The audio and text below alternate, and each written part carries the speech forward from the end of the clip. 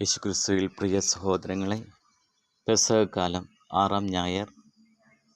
യോഹന്നാൻ എഴുതിയ വിശുദ്ധ സുവിശേഷം 14-ാം അധ്യായം 15 മുതൽ 21 വരെയുള്ള തിരുവചനങ്ങളാണ് നാം വിചിന്തനം ചെയ്യുന്നത്.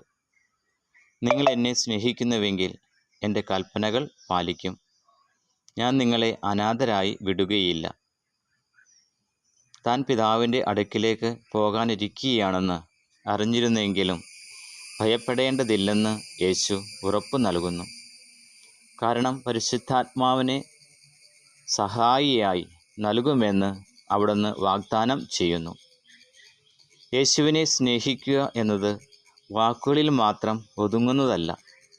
അവിടുത്തെ കൽപ്പനകൾ ജീവിതത്തിൽ പാലിക്കുന്നതിലാണ് യഥാർത്ഥ സ്നേഹം പ്രകടമാകുന്നത്. ക്ഷമിക്കേണ്ടിടത്ത് ക്ഷമിക്കുക, സഹായിക്കേണ്ടിടത്ത് സഹായിക്കുക, സത്യത്തിന് നിലകൊള്ളുക.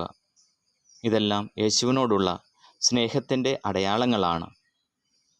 ഞാൻ നിങ്ങളെ അനാഥരായി വിടുകയില്ല എന്ന വചനം ഇന്നത്തെ കാലത്ത് വളരെ ആശ്വാസം നൽകുന്നതാണ്.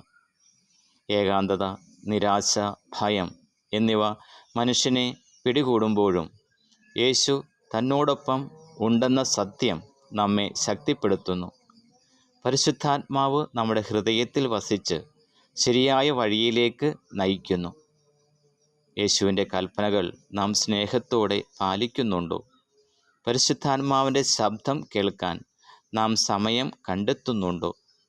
മറ്റുള്ളവരോട് യേശുവിൻ്റെ സ്നേഹം നാം പങ്കുവയ്ക്കുന്നുണ്ടോ?